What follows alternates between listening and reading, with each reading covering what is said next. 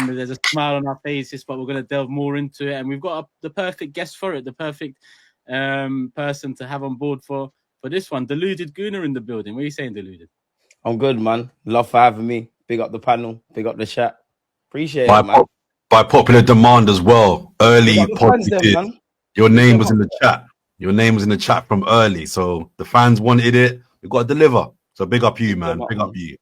No, I second all of that. But Jordan, why is your mic so loud again? Is it loud? Is it just me? It was loud. No? Is it loud? Okay, it's just me. Oh, he's excited. Loud, he starts the pod excited. So sound like you're like right up to the mic. Like we're so happy. No, the mic's over there, bro. Nah, I think it's you. Maybe it's just me. Maybe my speakers have gone nuts. So you came for me with energy and ends up being that you're the problem, not me. No, listen, listen, we're going to listen to this back. It's going to obviously be your fault. And what you've done is you just snuck it off camera. But it's fine. It's all good. It's all good. Anyway, I said what you said, though. Deluded, man. The comments went nuts wanting you. And it wasn't just then. They actually loved when you and I did Talk Sport together. A lot of people say. We was in the trenches. Well, no, it was all right. It was Bayern.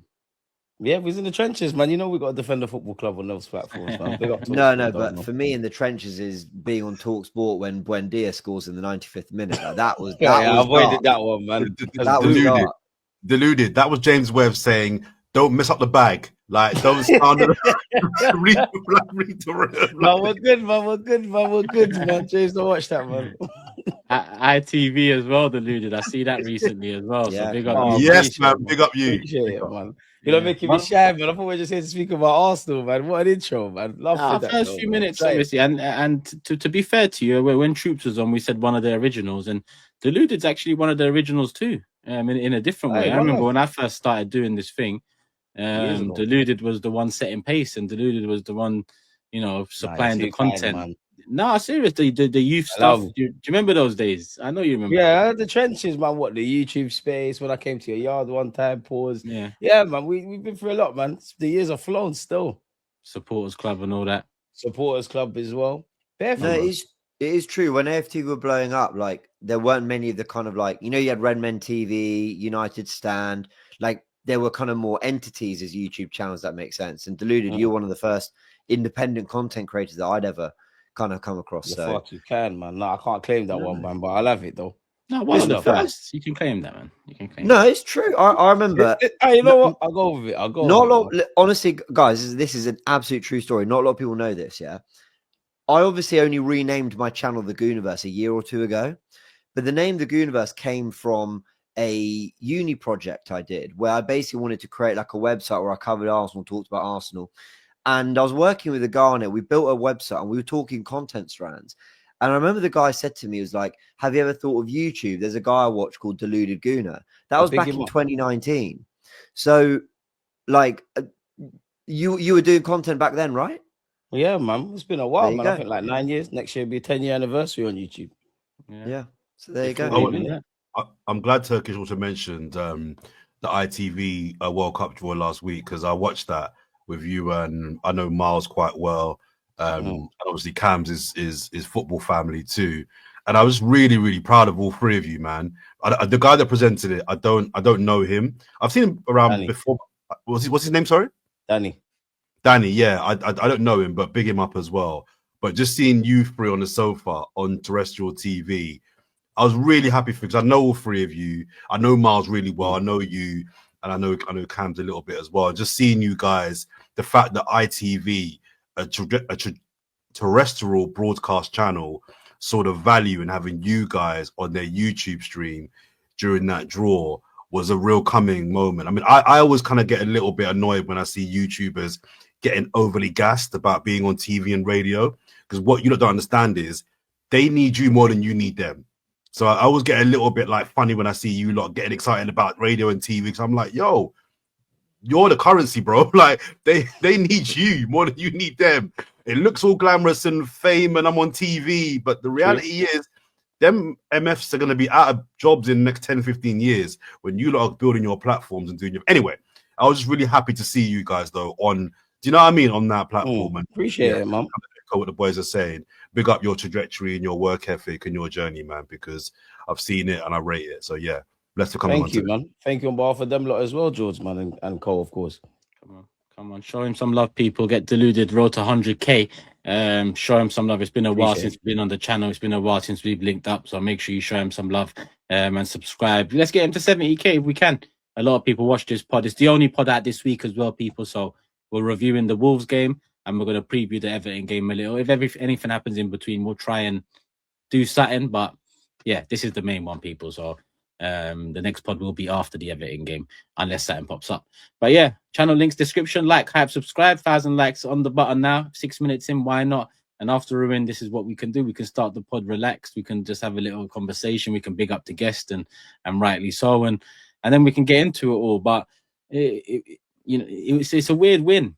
I'm smiling now, but it was a very weird win because it's one that leaves me less confident than after the fact, if that makes sense. Which is weird because it's as is coming out of the weekend as it was going into the weekend. But if you couple up our performance against Wolves and Man City's win against Palace, it was just a few weeks ago, it was the other way around. We was coming out of the weekend feeling, giddy, feeling like, this is our season. And now I'm seeing and hearing City fans feeling the same, feeling like the inevitable is around the corner. So let's get into it all. We did win. It was 3 points. Apologies to start on such a downer, you could call it, but it's not so much a downer. It's more the reality, I think. And let's start with James. James, let's get your opinion the day after the fact, because I saw your match reaction. You felt quite similar. Yeah, you felt quite similar. We had a couple sentences that were literally word for word. Couple emotions literally listed word for word. A day later, after Man City have now smoked Palace, are you feeling any different? Are you feeling better about the result, or are you feeling more concerned considering City? I had to stress on the match reaction that I was just reacting to the match. Like I wasn't giving a reaction to my thoughts on the title race or how good this team is, because I didn't want one or two, because you can include Villa. You can maybe include this little stretch with Sunderland and Chelsea. I didn't want to let this cluster of games overshadow so much of the good I've seen this season. So I was really kind of, all my emotion and energy was towards that particular result and performance. Sorry. The result was what we wanted, a win. The score, the performance was miles off it. In a weird way, I'm quite glad people saw how I'd react to that kind of performance, because I think when we drew to Sunderland and when we drew to Chelsea, and I was giving the team the benefit of the doubt a lot, I think people really might have just thought, you're just taking the positive route, James. You're just being positive. You're just saying it because, ultimately the team's had a good season and that's what people want to hear. They want to hear the good stuff. But I really said the positive things I said after Sunderland, after Chelsea, because I meant them. I really meant the positives that I saw from those games. After this win, if I really wanted to play the positive game, let's say, I could have said that's what champions do. You play terribly, you're not on it, nothing's clicking, and you still find a way to win.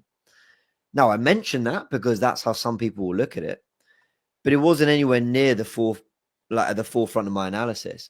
My biggest takeaway from that game was how lethargic we looked, how devoid of ideas we looked, how embarrassing it was that this isn't like a 15th, 16th place Premier League side who are fighting for their lives, who've just brought in Sean Dyche or someone like that, and they're sort of, picking up points, being sturdy and difficult to break down.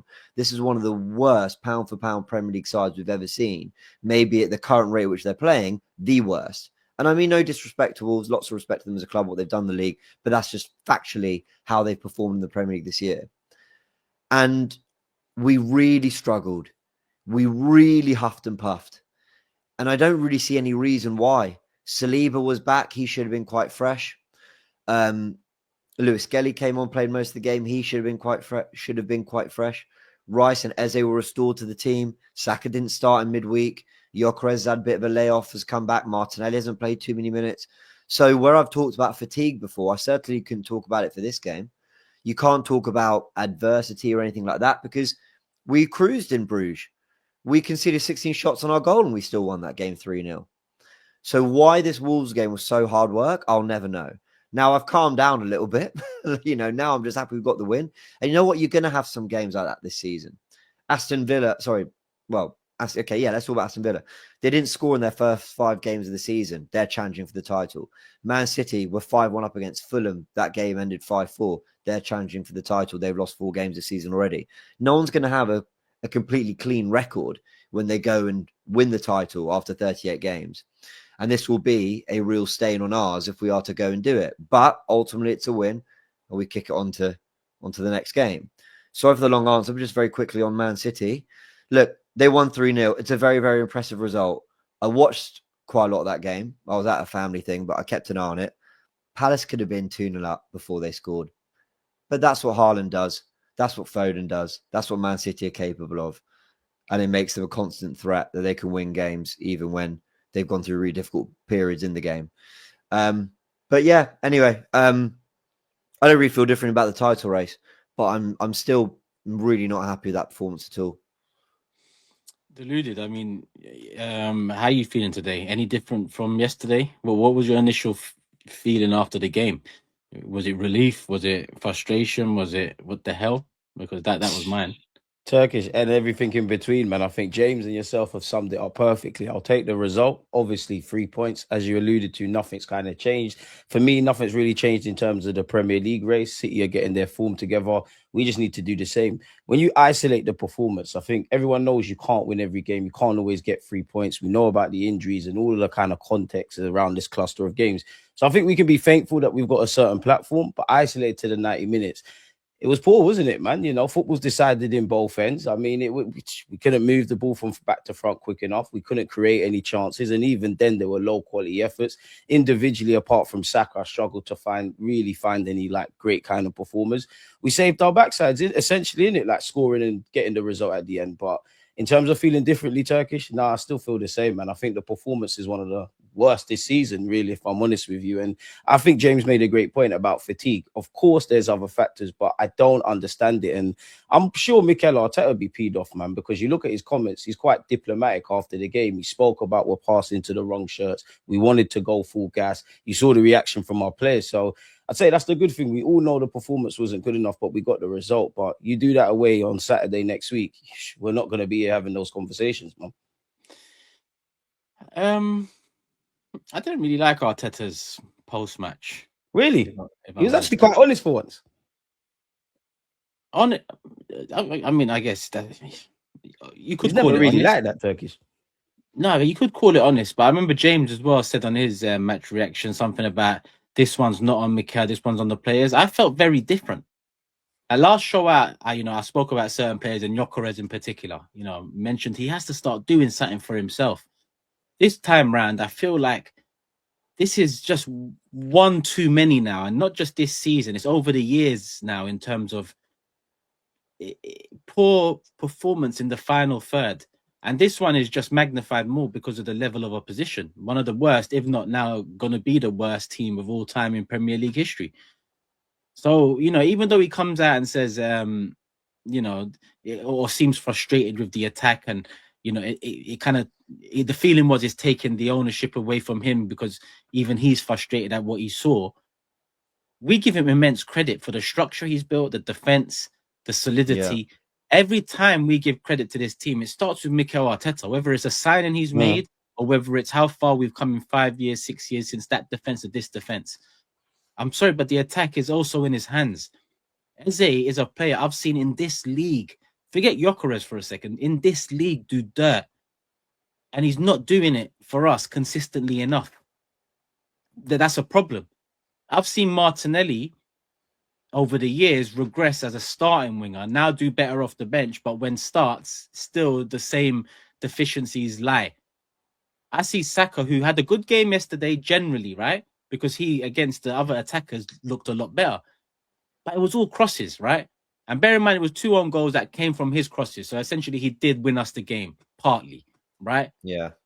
But I also expected this version of Saka, this many years in, if you asked me 2 years ago, to be taking the game by the scruff of his neck, right? Yeah. And maybe just banging one in.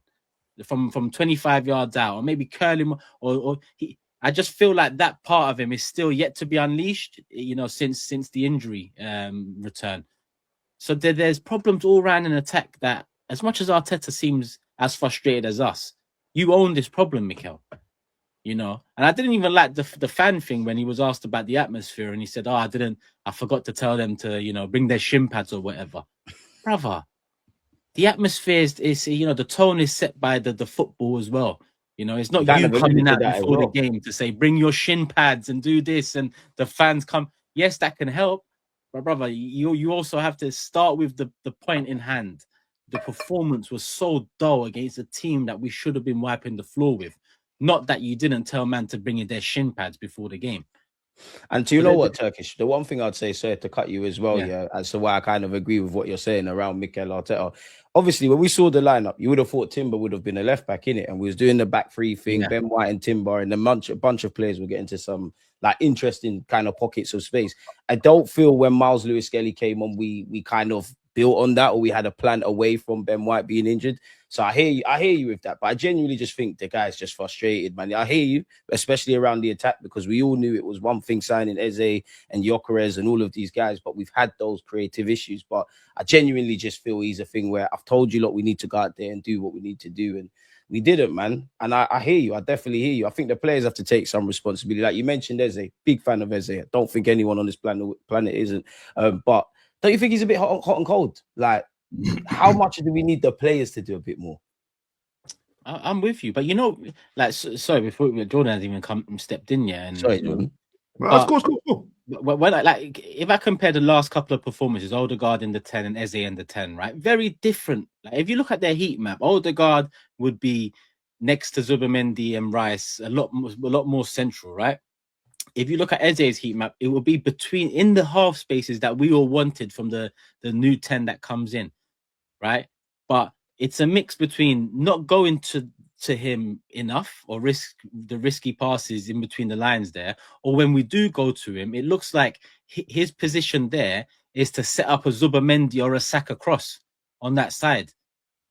That's one of our biggest assets, right? The crosses, right? Saka's cross and Zubimendi's cross. That's one of our biggest assets on that side, right? So we see it a lot in games. So Arteta can coach that. He's managed to coach a team that get enough crosses in a game to win the majority of them. Yeah.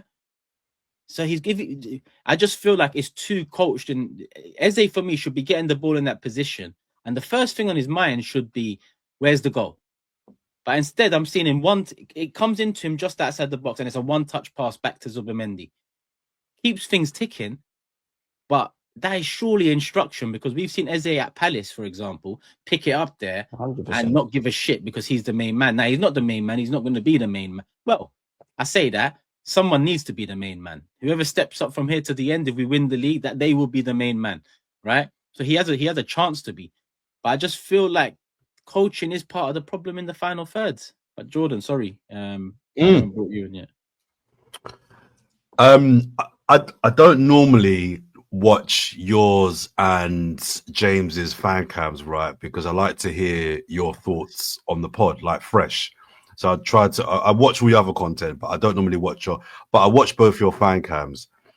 And you know, like in America, they have the thing called show and tell, right? Where you're in schools, you bring something in, and then the teacher says, bring something in, you show the teacher, and you talk about it, and rah, rah, rah. I feel like I'm cheating this week, right? Because so much of what I was going to say on this podcast today, my thoughts, you guys have said on your fan cams. So you've kind of done my work for me, right? You've kind of done, you've carried a lot of the work that I was going to. So I'm going to try not to repeat a lot of what people have heard you say on other platforms already, but for the sake of this platform, it wasn't good enough. It just, my head was really hot by the end of the game. I'm really glad, first of all, that nobody on this podcast so far has uttered the utterance, we got the win, that's all that matters. The next person I hear say that, I'm going to put my head through the glass, well, I say glass window, all windows are glass, through the window in my front room here, right? We've got the win, that's all that matters. It's such a idiotic thing to say, right? Because Do you It know how removes. many?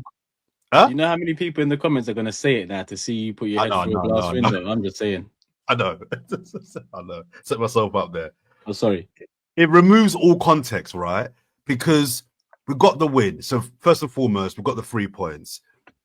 But I think we can finally now put to bed. You guys know me. I hate cliches. I hate football cliches. And I hope we can put to bed now this cliche of sign of a good team is winning when you're not playing well. I think the Liverpool example this season puts that to bed. But I really hope we can bury that really lazy, stupid, and untrue cliche. Another crap cliche is it's a derby. Anything can happen. No, 9 times out of 10, the form team or the bigger, better team normally wins the derby. Right, so I just hate cliches. But going back to the first one, the reason why this was a problem for me, guys, was that we weren't awful. I don't think we were awful. I've seen us play worse than this. But the flow and the river gone. When? No, I'm not. You don't actually need to give an example, but like, I genuinely think that might have been the worst we played all season. Maybe you check me there. It's an hour to have a shot on target.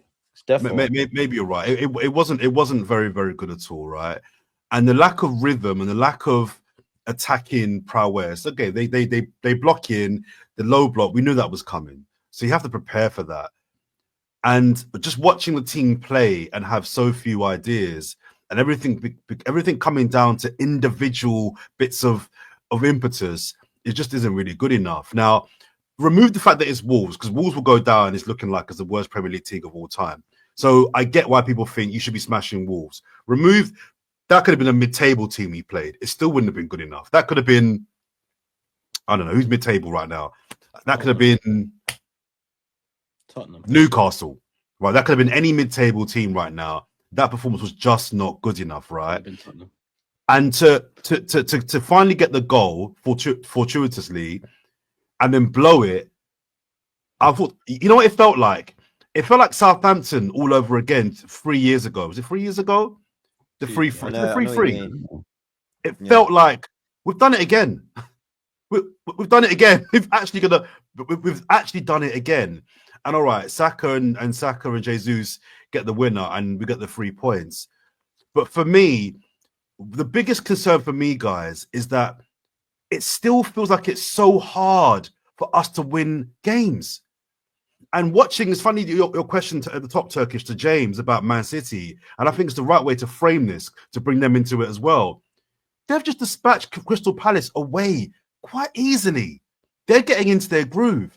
How have they just routinely beat Palace away, and we're struggling against Wolves? Now, I've calmed down 24 hours later, right? Because my head was hot. If we did this podcast after the game, my head was hot, right? I had stuff to say. But with having calmed down, I thought, why is it so hard for us? Every single game we win, we're in 5th gear. Why do we?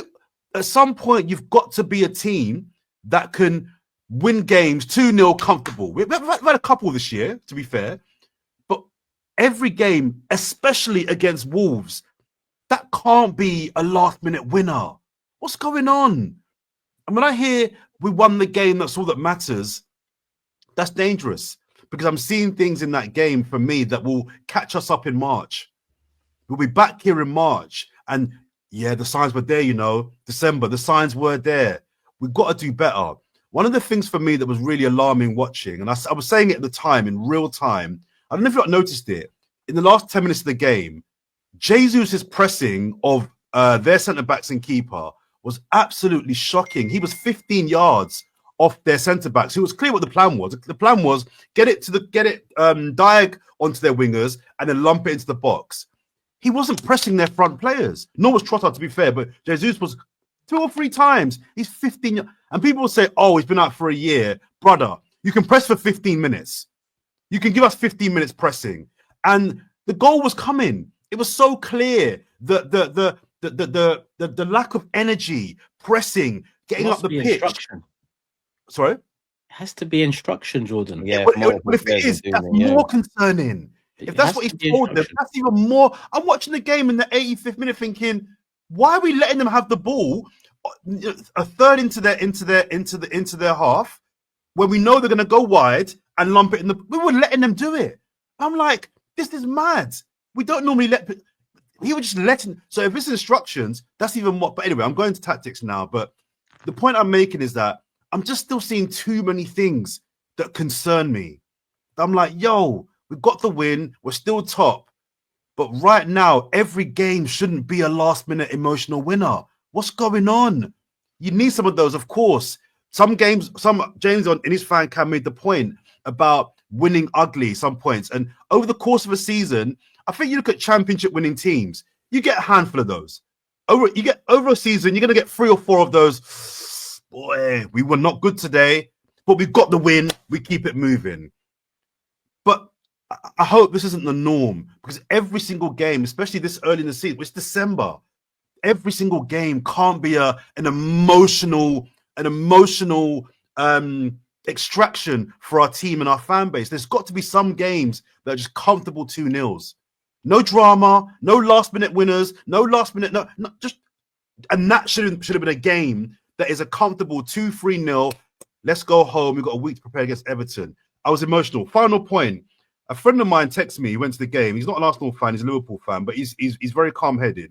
I want to just read very quickly what he said to me, because I think in the amongst of us being emotional fans, it's good to hear different perspective. I want to get your take on this. He said, Arteta needs to chill. Arsenal are trying to win the league. Wolves are trying to stay up. In a 38-game season, it's virtually impossible to play to perfection each game. Arteta is kind of making demands of a squad that has never been where they are trying to get to before. The idea that you batter the worst team in the league at home because you're top of the league only works in Football Manager video games. And I wanted to get your thoughts on that, because that is a fan that's not emotional about top v bottom. Why is it not 5-0? Because whilst I think there's some sense in that, I think we've got to be better than what we were. So there's some middle ground. That's why I'm saying I'm not asking for a 5-0. I'm asking for a comfortable 2-0, 3-1 even. That was not convincing display. Sorry? A more convincing display. Yeah, I don't need a 5-0. I need a comfortable, I need a clean sheet, first of all. How are Wolves scoring past us? Wolves! What he needs to understand is something that we've seen before, or I've seen before. Just recently, it's cost us points against Sunderland. The exact same thing. Sunderland started applying pressure for the last 15 minutes of that game. Clear intention, get the ball in the box, win some free kicks, and they got something out of it. We went to do it again. We were shit in that game. That's what you need to understand. We were shit. It wasn't 0-0 at half time because their keeper was man of the match. It definitely wasn't that. It wasn't 0-0 at half time because we missed a ton of chances. It was 0-0 because we were shit. Didn't have a shot on target. Didn't have a shot worth remembering in that first half. There's a difference, to it all. That's the biggest concern of it. And the worst part is we were shit for 96-7 minutes. The shittest part of it was when we was 1-0 up. The 20 minutes we was 1-0 up was the most embarrassing bit of that 96 minutes. It was. Make sense of that. It was. And struggling to control game management and game state. Yeah, I'm not going to have that. Mikel, who's been so meticulous with his coaching and the standard, will see Jesus Trossard not press and not at least be, active about it on the sideline like we've seen. Telling them, what are you man doing? You must be right, because I know it was so noticeable. And I'm thinking to myself, even Jesus normally, they press. I've seen all of our forwards. You can fault many of our forwards over the years. There's plenty of faults. One thing you can't fault our forwards for is not pressing. And I just thought, why are you letting them just lump the ball forward into our box? It had to be instructions. They had to be told to not do that. And I'm like, Jesus, the injury thing, I'm not buying it, because if you've been brought on for the last 15 minutes, you can surely press for 15 minutes. Like, I didn't get that. And that's where the goal comes from. I think they stopped pressing because they lost confidence. Like, honestly, I think as the game went on, dropping deeper and deeper. Yeah, they were just like, oh my word, we are playing so badly. I think the players felt it. So they were 1-0 up, right, just get in a shape. Oh my God, just get in a shape. Just shuttle side to side. You know what, people? Didn't bother me that Arsenal weren't pressing Wolves, really. I know it sounds silly, like as in from 1-0 up. They didn't really bother me. Two things bothered me more. One, how unbelievably useless we are on the counter-attack. Do you remember in the first half when Lewis Skelly came on? The first thing he did was he took a touch. He drove in field. It went lovely. He rolled the ball to Martinelli and Rice. Too long to. Yeah. Oh my word! The movement between them two was embarrassing. Awful. And you know what I was thinking of, like, and I'm not even talking great sides here. What would Pogba and Rashford have done in that situation when they were playing under Oli? What would Eriksen and Son have done under Pochettino? I haven't mentioned two great Premier League sides. I'm talking sides that had pace, that had some drive in their team, that just knew how to exploit space. We're embarrassing on the counter-attack. So I'm not bothered that when we went 1-0 up, we weren't pressing all over Wolves. Because, guys, for context, this week break between Wolves and Everton is our first 1 week break or midweek break of football, shall I say, since August the 25th, obviously not excluding international breaks. So for context, Arsenal have played every 2-3 days. No, but James, Trossard and Jesus were subs. They were subs. But we're talking about as a collective, because there's no point one or two pressing because they're feeling it and everyone else around them not carrying with them. Like the team got into a shape because of a lack of confidence, which sounds crazy, but that's where they were. And maybe a bit of fatigue, which, like I said, I don't really give them that, but cool. My biggest issue again was the poor counter-attacking, but how often Wolves were picking out players in between the lines. Marino's come on to sit next to Declan Rice, and the two of them are meant to shuttle with the wingers in front of the centre-backs and not allow space. Wolves kept pinging passes into the pockets time and time again. I sat there going, you're not go on. But sorry, I just had to check, but you made the point that the midfield also changed, bro. Marino and Odegaard both came on, so they should also, like, you see what you just said about the attack not pressing. Maybe it's because of tired legs behind. Those legs were quite fresh, and then we've got the machine in Rice there, who that reason stands for him. He might be tired. He runs around so much, but it was a fresher. There was fresher legs in that second half. Sorry, guys, no, I don't. But I don't think fatigue. I've said a few times I don't think fatigue is what it was. I think it was confidence. I think it was like, honestly, I think the players looked embarrassed out there. I think when they got the goal, they were like, okay, and then they were just like, they just got in a shape. But they were still picking players, but they were still picking passes between the lines. They were still having 30, 40 passes between them, just keeping it moving. So we didn't even look organized from that perspective, people.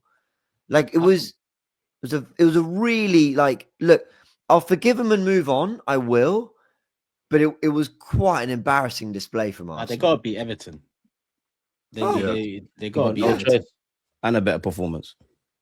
Easy. That's what they have to do. That's that game, massive. City's goal difference is better than ours all of a sudden. Just 2 points between us. Deluded, I want to ask you, because I think James mentioned it first, and then you mentioned it too about, all right, we won, nothing changes. And Jordan mentioned a lot of fans saying, that's all that matters, winning. But in terms of the nothing changes thing, and it's a question all around, but let's start with Deluded. I think something's changed in the past 2 weeks. I feel it inside myself. This is on the internet for up to 100,000 people to watch. It doesn't feel much of a safe space, but let's use it as a safe space and say my confidence 2 weeks ago through forget the roof, through the moon, right? My confidence now, very different.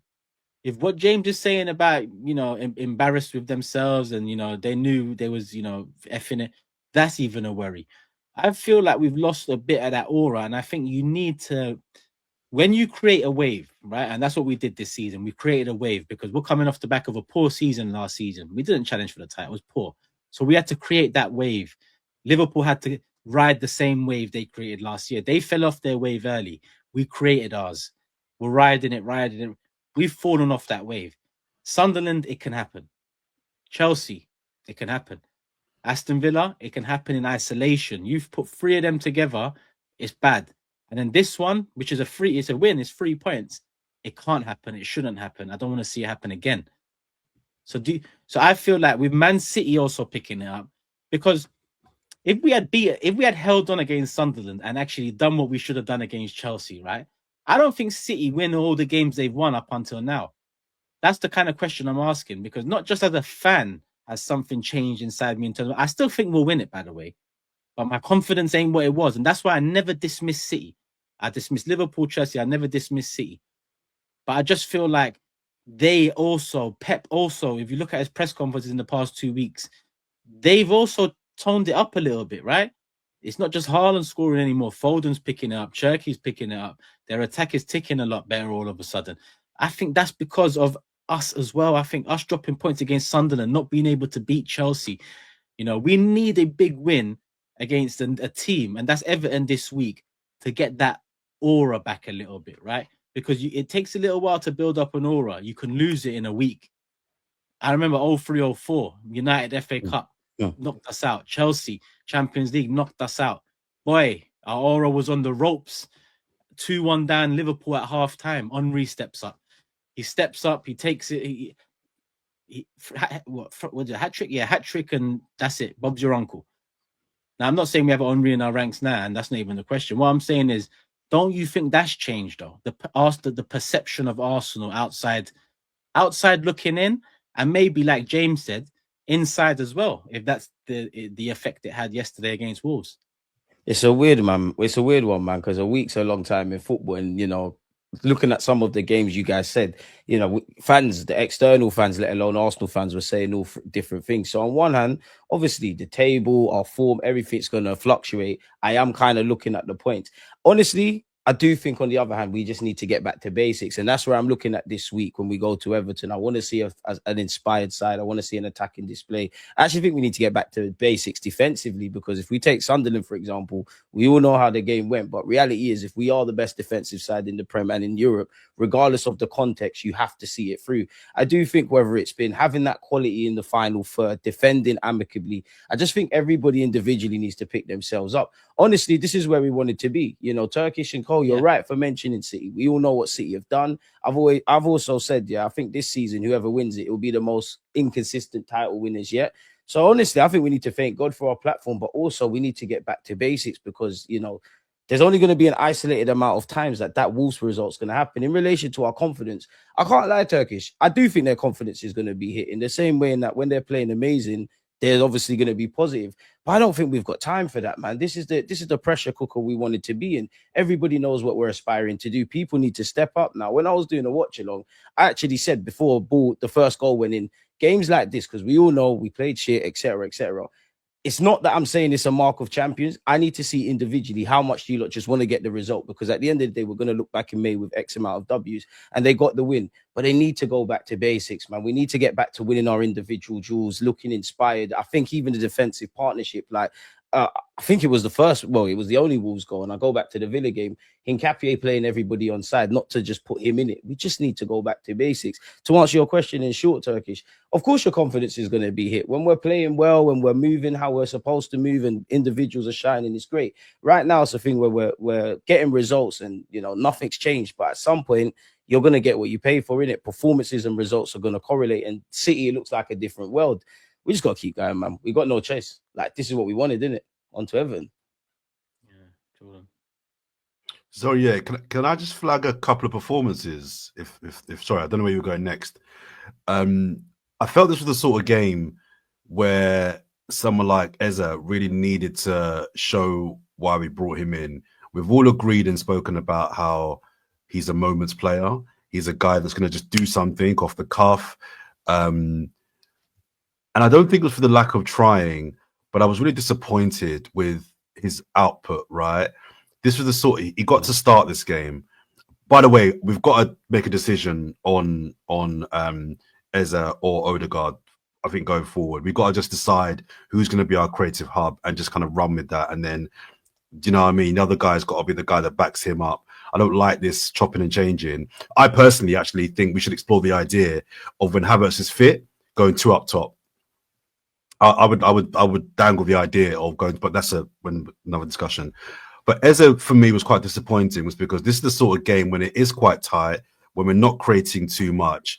I need him in those pockets, just active and playing balls through. He did one pass really early in the game to Saka in the first few minutes. He slightly overpassed it, and Saka couldn't get to it.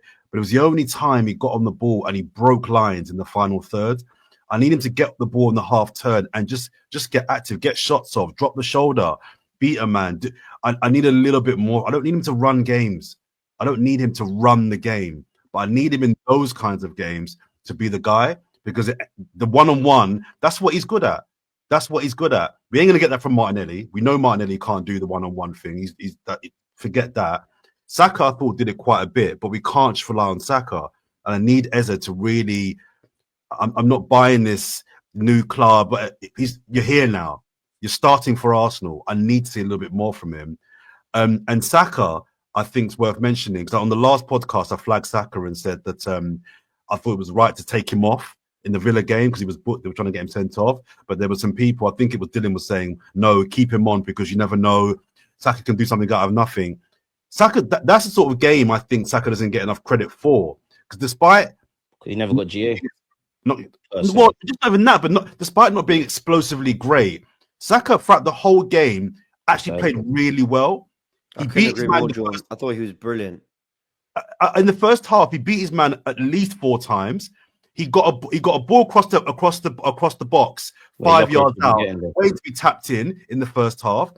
Add on that, the 2 goals we scored came from Saka. I just think Saka's not explosively sexy. I think people just think he had an okay game. Saka was really good. Saka was really, really good. I've seen Saka play better than that. I think he can play better than that. But I just think Saka's so consistently impactful, but in a non-obvious way, I think we just take his performances for granted. A bit like with Saliba last season. It got to the point where Gabriel was the guy. But Saliba's just so consistently good, we just don't notice it anymore. I think we're doing the same thing with Saka. So I want to flag Saka's performance because I thought no one talked about how good he actually was. Despite the 2 goals we scored coming from him, people are like, oh, but apart from that, what did he do? And I'm like, no, watch the game. He beat his man like quite a few times in the first half and the second half. He was active. Before you watched my match reaction, I went on for like 3 minutes about Saka. You did. But Jordan, I had a very similar frustration to you, man. I tweeted 18 minutes into the game, something like that. I tweeted Saka's on fire today. Now, look, maybe on fire was going a bit far. But man, I was getting absolutely battered in the comments. What's he done? Huh? What do you mean? He's had no impact. I'm sat there going, come on, guys. Like, this guy's got his fullback on toast. Timber and Gyökeres should both have scored from Bukayo Saka making it happen. And the thing is, I've seen Bukayo Saka have better games than that. Of course I have. But you just knew if anything was going to happen for Arsenal, it was going to come through him. Lo and behold, he's the one who delivers 2 crosses with some actual quality, and we go win the game. It's not his fault that Gyökeres and Timber didn't put in the back of the net. We'll talk about Gyökeres as well in a little bit. But I agree with you. I think Saka deserved some big credit, not because he was like a 10 out of 10 perfect performance, but because where everybody else absolutely shit the bed for whatever reason, he was the one who actually was like, guys, what are you doing? And kept himself together in the attacking sense and made things happen. Do you know what it is? Sorry, Deluded. Do you know what it is? Saka's 6 out of 10. This might sound weird, right? Yeah. Saka's 6 out of 10 is better than other people's 6 out of 10. You're right. Do you get what I mean? Yeah. His okay performance is better than everybody else's okay performance because there's things he does that are just not massively wow, or it's not a goal, but he's constantly a threat. He's always a threat, and I just think there's enough ratings, which links to my final point. We just accept, and we have accepted this narrative of the last 2 or 3 years that are right. I saw a stat during the game about how more dominant we were on the right versus on the left, and we just accept this narrative that Arsenal is so much better on the right. And I'm like, why do we accept that? Why do we just accept that we have to keep going down the right because that's our better side? How about we have a system that's better on the left, or just buy a better left winger? I don't like this idea. We've just kind of accepted this idea that, oh, well, you know, everything's got to go on the right. I think opposition teams know it, and that's why they focus on that side. I look at the teams that won titles in the years gone by. Beckham and Giggs were equally as effective. Robin and Duff, equally effective. Even Arsenal team back in the day, Lundberg and Pires, equally effective. Why have we just accepted that the left side's just like, oh, if we can't get it down Saka's side, try that side? We've got to do so much better, I think,